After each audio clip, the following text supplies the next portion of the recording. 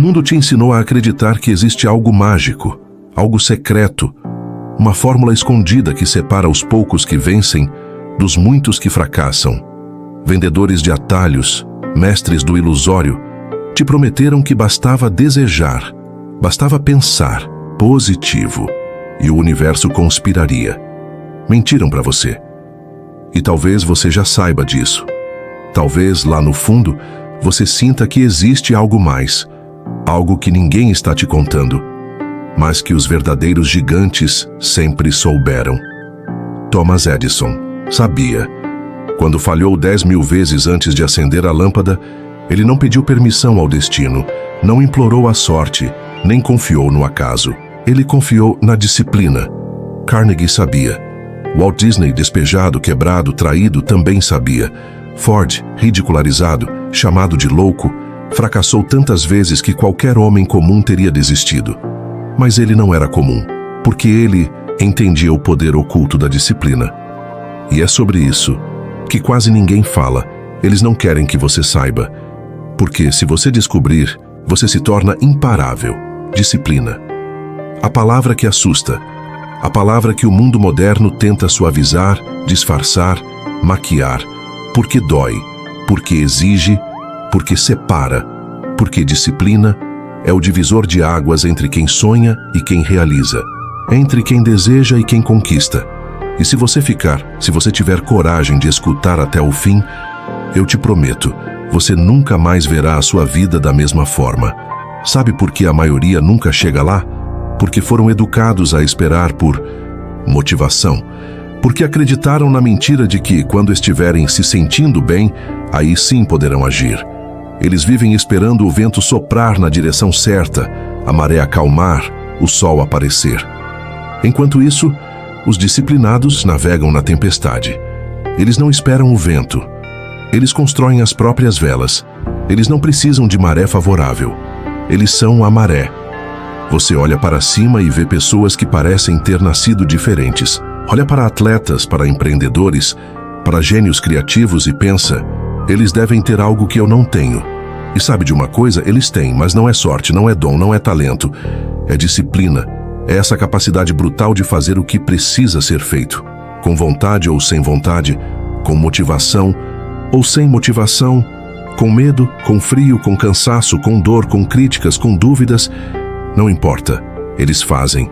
E é aí que o milagre acontece. Porque disciplina não é punição. Disciplina é liberdade.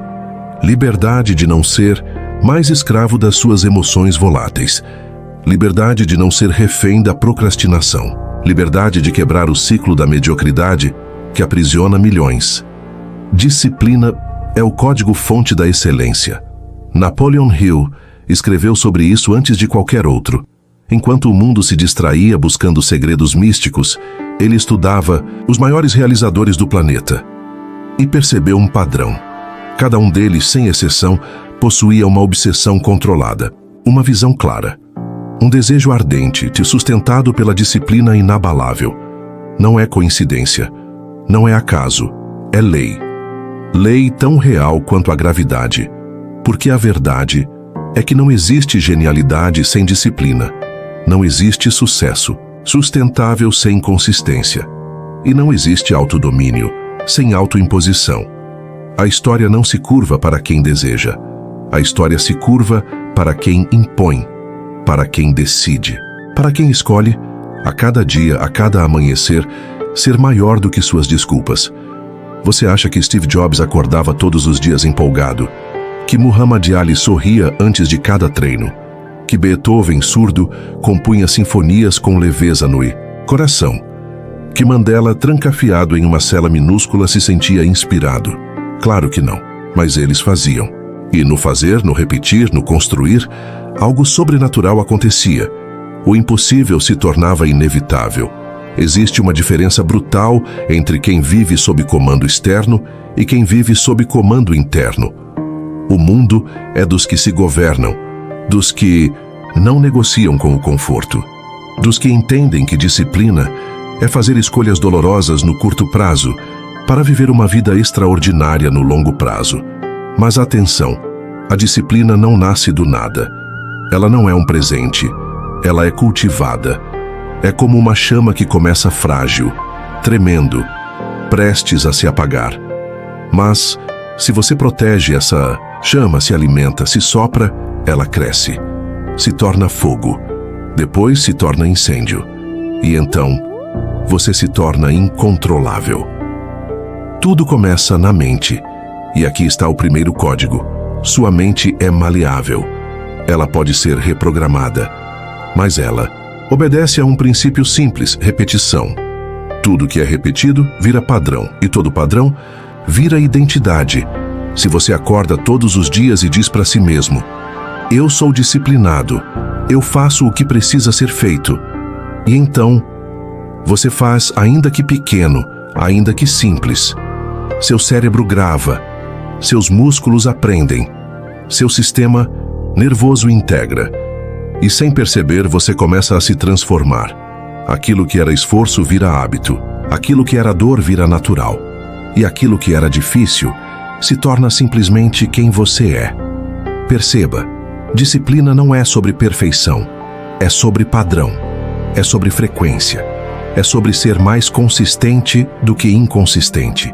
E, quando você entende isso, o jogo muda, porque você para de buscar picos de motivação e começa a construir platôs de consistência. Olhe para qualquer império, para qualquer catedral, para qualquer civilização. Nada foi construído em um dia, nem em uma semana, nem em um mês, mas pedra após pedra, tijolo após tijolo. A disciplina é essa força invisível que constrói o visível. É o que transforma abstrações em realidade, ideias em matéria, sonhos em legado. Agora, respira fundo, porque existe um segundo código, e ele é mais brutal ainda. A disciplina verdadeira nasce da clareza. Clareza absoluta sobre quem você quer ser. Clareza sobre o que você quer construir. Clareza sobre o preço que você está disposto a pagar. Porque sem clareza, a disciplina é tortura. Mas com clareza, ela é libertação. Pensa em um arqueiro. Não importa o quanto ele treine, se ele não tem um alvo, ele nunca acerta. A disciplina sem visão é tiro no escuro, é energia desperdiçada. Mas quando você une disciplina e visão, você cria uma força impossível de ser parada. Pergunta sincera: qual é o seu alvo? Não o alvo que os outros te deram, não o que a sociedade te impôs, o seu. Aquele que faz sua alma vibrar, aquele que faz seu peito queimar, porque é nele que mora seu combustível, e é por ele que a disciplina se torna prazer. E então vem o terceiro código, o mais temido, o mais evitado, a aceitação da dor. Sim, a disciplina dói, mas ela dói menos que o arrependimento, ela dói menos que a mediocridade, ela dói menos que olhar no espelho daqui a 5, 10, 20 anos e perceber que você foi sabotado por você mesmo. Eis a verdade. Dor é inevitável. A dor da disciplina ou a dor do fracasso. Escolha, porque escolher é inevitável. E quando você aceita isso, algo muda, porque você para de lutar contra a dor e começa a dançar com ela. Você entende que ela não é inimiga, ela é mensageira, ela é sinal, ela está te dizendo: você está no caminho. Certo? Continue. E ao atravessar o desconforto, você descobre algo que poucos descobrem, que existe um prazer oculto no autodomínio, que existe uma alegria secreta em ser dono de si, que não há nada mais sedutor do que olhar no espelho e reconhecer um guerreiro. O quarto código é a disciplina da ação mínima. Esqueça revoluções internas, esqueça transformações instantâneas. O que muda sua vida não são os grandes gestos, são os pequenos. É acordar 5 minutos mais cedo, é fazer aquele treino mesmo cansado, é estudar 15 minutos mesmo sem vontade, é dizer não para aquilo que te sabota.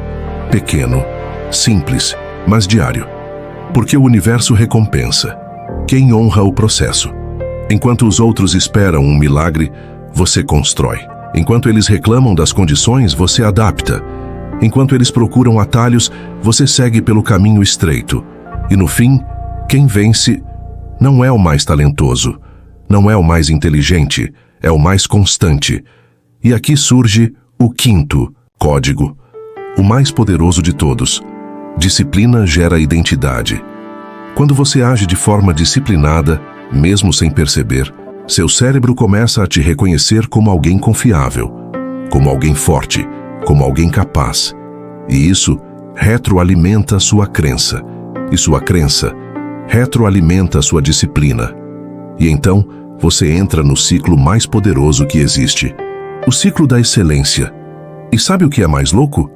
Você começa a perceber que os limites eram ilusões, que as barreiras eram mentais, que os muros sempre estiveram dentro e que agora eles caem. E então, chega o ponto sem retorno, o sexto código. Disciplina vira amor próprio.